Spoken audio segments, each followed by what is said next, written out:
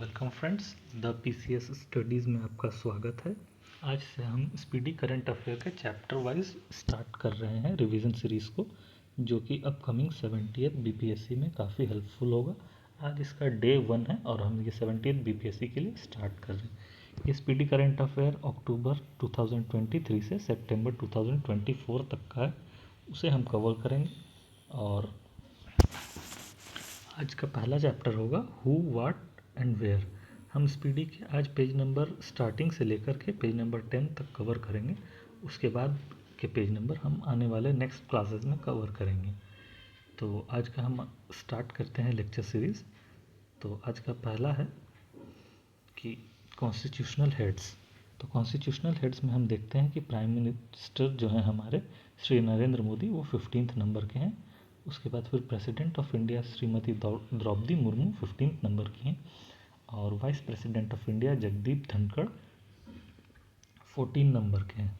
Judicial heads में हम देखते हैं कि chief justice of supreme court, जिन्हें हम CJI कहते हैं, तो वो हमारे श्री धनंजय यशवंत चंद्रचूड़ यानी DY चंद्रचूड़, जो 50th नंबर के हैं।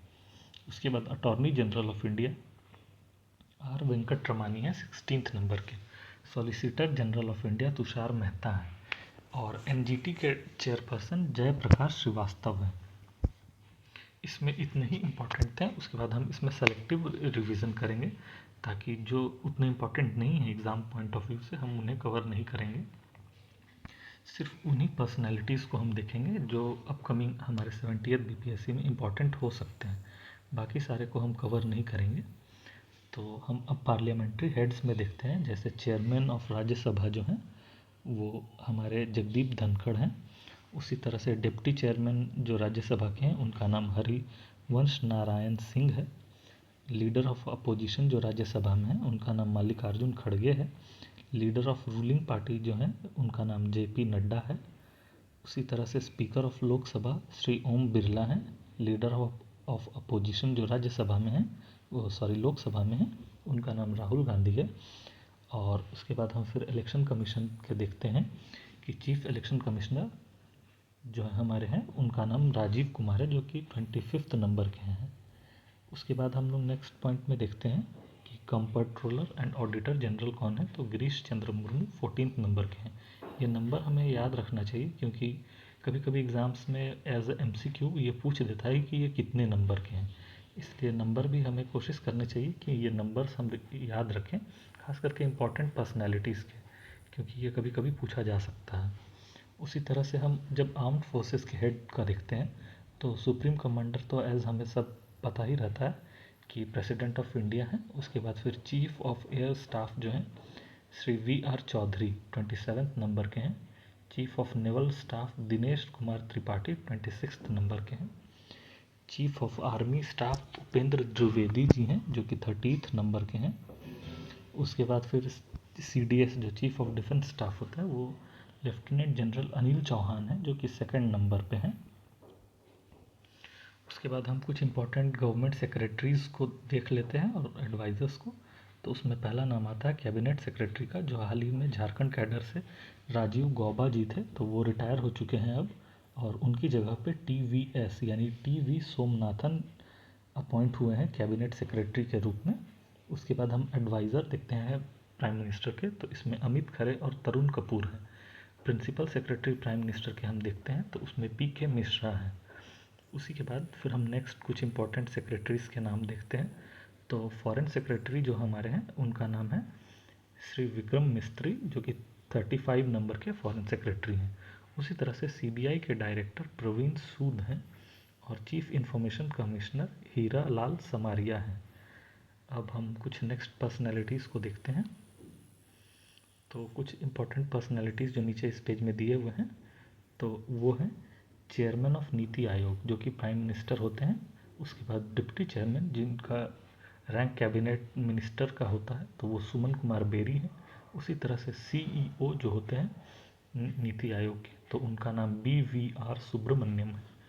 और UPSC के चेयरमैन जो हाल ही में मनोज सोनी सर जो थे, जो रिटायर हो, वो रिजिग्नेशन दिए, तो उनके बाद फिर प्रीति सूदन मैडम को बनाया गया है चेयरमैन ऑफ यूपीएससी। उसी तरह से 22nd लॉ कमीशन के चेयरमैन श्री ऋतुराज अवस्थी सर हैं। अब हम कुछ नेक्स्ट इम्पॉर्टेंट पर्सनालिटीज़ को देखते हैं जो हमारे एग्ज़ाम्स में काम आ सकते हैं।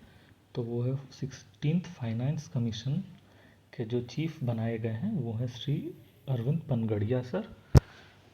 उसके बाद फिर चेयरमैन ऑफ लोकसभा हम देखते हैं तो चेयरमैन ऑफ लोकपाल हम देखते हैं तो वो हैं अजय मनिकरे कानवियार।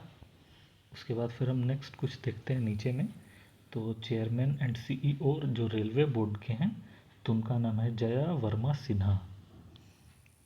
और इस पेज में इतना ही इम्पोर्टेंट था। ये जो हम और देख रहे हैं पर्सनालिटीज़ को, तो हो सकता है कि हमारे बीपीएससी एग्ज़ाम्स में ये इम्पोर्टेंट ना हो, अदर कोई कम्पिटिटिव एग्ज़ाम्स में भी इम्पोर्टेंट हो सकते हैं, पर बीपीएससी एग्ज़ाम्स में मोस्ट ऑफ द टाइम इनसे क्वेश्चंस नहीं पूछे जाते, इसलिए हम इसे कवर नहीं करेंगे।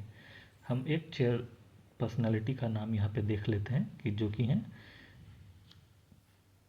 श्री एस सोमनाथ। ये 10th नंबर के इसरो के चेयरमैन हैं, तो ये काफ़ी इम्पोर्टेंट है खास करके गगनयान चंद्रयान मिशन के कारण। तो इसे हमें याद रखना है कि chairman of ISRO S Somanathan sir जो 10th नंबर के हैं ये हैं। उसके बाद हम फिर नेक्स्ट पेज में देखते हैं कि कुछ इम्पोर्टेंट पर्सनालिटीज़ के नाम। तो director general CSIR council of scientific research and industrial research के जो चेयरमैन हैं उनका नाम है मैडम नालाथम्बी कलाई सेल्वी। उसके बाद हम स्पोर्ट्स ऑर्गेनाइजेशन, जिससे हमारा एग्ज़ाम्स में हमेशा क्वेश्चंस आता है, तो इससे हम देखते हैं कि इम्पोर्टेंट स्पोर्ट्स पर्सनालिटी कौन कौन से हैं। तो ये बहुत इम्पोर्टेंट रहता है जनरली। तो इसमें हम देखते हैं कि कौन कौन इम्पोर्टेंट है। तो आईसीसी के चेयरमैन जो हैं तो ये पहले थे ग्रेग बार्कले जो न्यूजीलैंड के थे, पर हाल ही में अभी अपॉइंट हुए हैं इसी महीने में। जय शाह जो अमित शाह सर के बेटे हैं, जय शाह, वो अपॉइंट हुए हैं चेयरमैन ऑफ आईसीसी। उसी तरह से प्रेसिडेंट ऑफ बीसीसीआई जो हैं वो रोजर बिन्नी सर हैं 36 नंबर के। उसी तरह से head coach of Indian cricket team को में गौतम गंभीर सर को बनाया गया है हेड कोच। उसके बाद फिर coach of Indian women cricket team का नाम है अनमोल मजुमदार यहाँ पे। उसी के बाद फिर हम देखते हैं कि प्रेसिडेंट ऑफ टेबल टेनिस कौन है। तो प्रेसिडेंट ऑफ टेबल टेनिस में मेघना अहलावत हैं। चीफ जो है ऑल इंडिया फुटबॉल एसोसिएशन के, उनका नाम है कल्याण चौबे। उसी तरह से वॉलीबॉल एसोसिएशन के प्रेसिडेंट का नाम है अच्युता सामंत। चेस फेडरेशन के प्रेसिडेंट का नाम है संजय कपूर। हॉकी इंडिया के प्रेसिडेंट का नाम है दिलीप तिर्की। उसी तरह से एथलेटिक फेडरेशन का नाम है आदिल सुमरायवाला। बॉक्सिंग फेडरेशन के हेड का नाम है Ajay Singh. Indian Olympic association के हेड का नाम है पीटी उषा। उसी तरह आर्चरी एसोसिएशन का नाम है अर्जुन मुंडा। और फीफा के प्रेसिडेंट का नाम है गियानी इन्फेंटिनो जो इटली स्विट्ज़रलैंड के रहने वाले हैं। तो ये स्पोर्ट्स पर्सनैलिटीज़ हैं जो कि अलग अलग स्पोर्ट्स इवेंट्स के प्रेसिडेंट हैं इंडिया में और वर्ल्ड में। तो इन्हें हमें खास करके याद रखना है क्योंकि अभी ओलंपिक्स जैसे खत्म हुआ, तो मे भी क्वेश्चंस इससे पूछे जा सकते हैं। उसी तरह से फिर हम कुछ और पर्सनैलिटीज़ के नाम देख लेते हैं। तो बैंक्स में जो इम्पोर्टेंट पर्सनैलिटीज़ होते हैं उसमें सिर्फ एक ही पर्सनैलिटी का नाम यहाँ पे इम्पोर्टेंट रहता है और वो है आरबीआई। तो आरबीआई के गवर्नर जो हैं वो श्री शक्तिकांत दास हैं जो कि 25th नंबर के हैं। तो इसे हमें याद रखना चाहिए। अब नेक्स्ट पेज में हम देखते हैं कि कौन कौन से इम्पोर्टेंट पर्सनैलिटीज़ का नाम है। तो लेफ़्ट साइड वाले कॉलम में हम देख सकते हैं कि इसमें कोई भी इम्पोर्टेंट पर्सनैलिटीज़ का नाम उतना नहीं है हमारे एग्जामिनेशन पॉइंट ऑफ व्यू से। हालांकि ये सभी इम्पोर्टेंट पर्सनैलिटीज़ हैं, पर हमारे एग्ज़ाम पॉइंट ऑफ व्यू से ये शायद इम्पोर्टेंट ना हो, इसलिए हम ये राइट साइड वाले कॉलम में देखते हैं कि कौन कौन से इम्पोर्टेंट पर्सनैलिटीज़ जो हमारे काम के हो सकते हैं एग्ज़ाम्स में। तो इसमें हम देखते हैं कि हेड ऑफ़ इंटरनेशनल इंस्टीट्यूशंस। तो इसमें जो इम्पोर्टेंट पर्सनैलिटीज़ का नाम है तो सबसे पहला है secretary general of United Nations. तो ये तो सबको जनरली पता रहता है कि head of secretary general United Nations के कौन है। तो ये श्री एंटोनियो गटरेस हैं जो पोर्टुगल के हैं, जो इंडिया आए हुए थे पिछले साल। उसके बाद फिर हम देखते हैं कि डिप्टी सेक्रेटरी जनरल कौन है। तो अमीना जे मोहम्मद नाइजीरिया की। उसके बाद फिर UNGA यानी यूनाइटेड नेशन जनरल असेंबली के प्रेसिडेंट जो 78 नंबर के हैं, उनका नाम है डेनिस फ्रांसिस। उसके बाद फिर हम देखते हैं कि वर्ल्ड बैंक के प्रेसिडेंट का क्या नाम है, तो वो नाम है अजय बंगा। उसी के तरह से फिर president of non alignment movement जो है वो इल्हाम अलीयेव हैं। उसी तरह से IMF के प्रेसिडेंट का नाम क्रिस्टेलिना जॉर्जिएवा है। डायरेक्टर जनरल WTO के हैं नागोजी ओंकोजे इवेला। उसी तरह से सेक्रेटरी जनरल UNCTAD के रेबेका ग्रिंसपेन। डायरेक्टर जनरल यूनेस्को के हैं एंड्रो एजोले, जो कि अभी जुलाई में इंडिया आई हुई थी। उसी के साथ डायरेक्टर जनरल FAO जो है food association food and sorry director general of FAO जो हैं वो क्यू डोंगियो हैं। उसी तरह से director general of ILO international labour organisation के गिलबर्ट होंगबो हैं। यूनिसेफ के डायरेक्टर जनरल जो है कैथरीन रसेल हैं USA की। उसी के साथ WHO के हैं टेड्रस एधोम।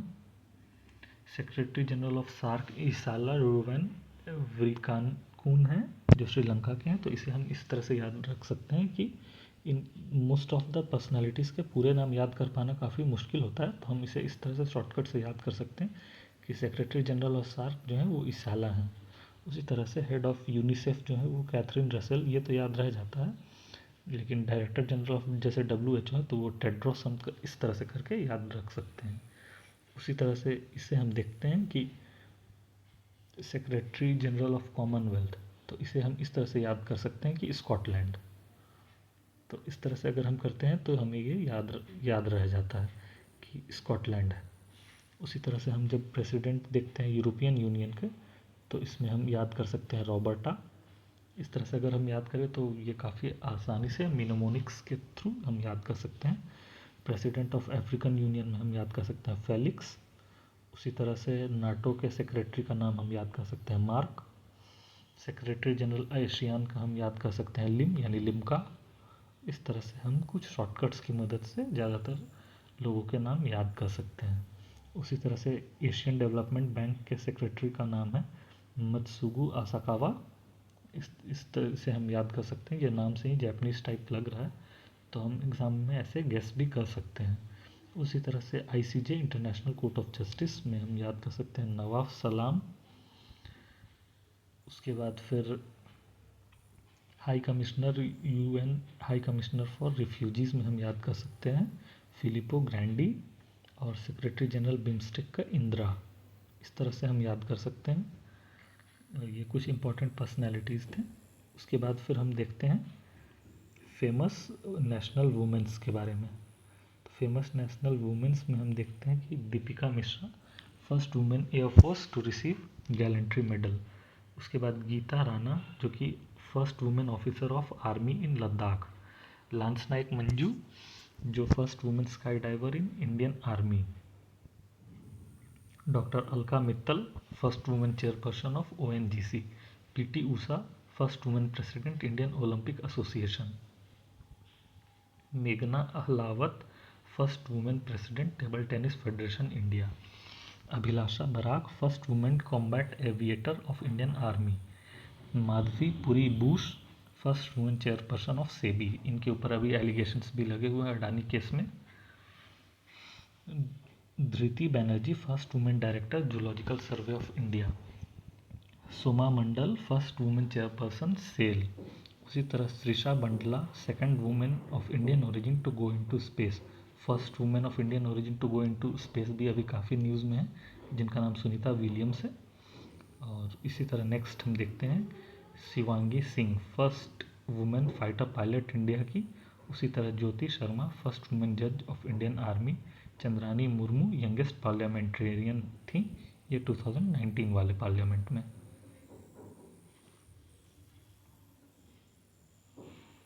अब हम और कुछ इम्पोर्टेंट पर्सनालिटीज़ के नाम देखते हैं और ये हमारा लास्ट पेज होगा। इसमें हम देखते हैं 75th रिपब्लिक डे जो सेलिब्रेशन हुआ था 2024 में, उसमें क्या क्या इम्पोर्टेंट था। तो सबसे पहले तो हमें याद रखना है कि ये पहला तो कि ये 75th था। उसके बाद फिर हमें याद रखना है कि इसमें चीफ गेस्ट जो थे वो इमैनुअल मैक्रोन थे, जो कि फ्रांस के प्रेसिडेंट हैं। उसके बाद फिर हमको याद रखना है कि फर्स्ट प्लेस जो झांकी दिखाई जाती है तो उसमें उड़ीसा की झांकी फर्स्ट प्लेस पे थी, जिसका टॉपिक था women empowerment in developing India. और बेस्ट डब्ल्यू जो था वो मिस्ट्री ऑफ कल्चर का था, टॉपिक था इंडिया मदर ऑफ डेमोक्रेसी। उसकी यही था 75th रिपब्लिक डे में इम्पोर्टेंट कुछ। उसके बाद हम फिर कुछ अवार्ड्स देखते हैं जो अभी रिसेंट में दिए गए हैं प्राइम मिनिस्टर को।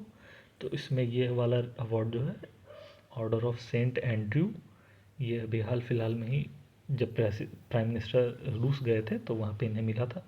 उसके बाद ड्रूक गैलेपो जो है वो भूटान से मिला है। ऑर्डर ऑफ ऑनर जो है वो ग्रीस से मिला है। लीजन ऑफ ऑनर फ्रांस से मिला। इसे हम इस तरह से याद कर सकते हैं कि फ्रांस में जो है वो फ्रेंच वर्ड लीजन जो है काफ़ी पॉपुलर है जब हम वर्ल्ड हिस्ट्री पढ़ते हैं। तो इससे हम याद कर सकते हैं कि लीजन ऑफ ऑनर फ्रांस और ऑर्डर ऑफ ऑनर ग्रीस। उसी तरह से ऑर्डर ऑफ नाइल इजिप्ट, ये याद रखना काफ़ी आसान है क्योंकि नाइल रिवर जो है इजिप्ट में है। तो ऑर्डर ऑफ नाइल इजिप्ट में। और ऑर्डर ऑफ लोगोहू ये पपुआ न्यू गिनिया में है, वहाँ से प्राइम मिनिस्टर को हमारे मिला है।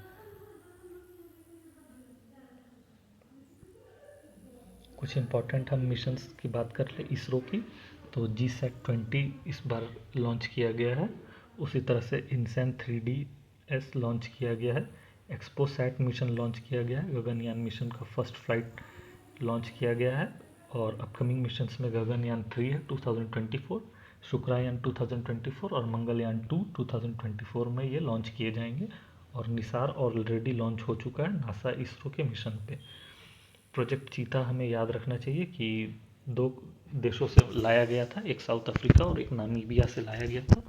और ये मिशन था कि 50 चीता को नेक्स्ट 5 सालों में लाया जाएगा इंडिया में। टाइगर सेंसस की हम बात कर लें तो जो एक्चुअल टाइगर सेंसस हुआ था तो उसमें रिपोर्ट आई थी कि 3682 टाइगर्स हैं इंडिया में।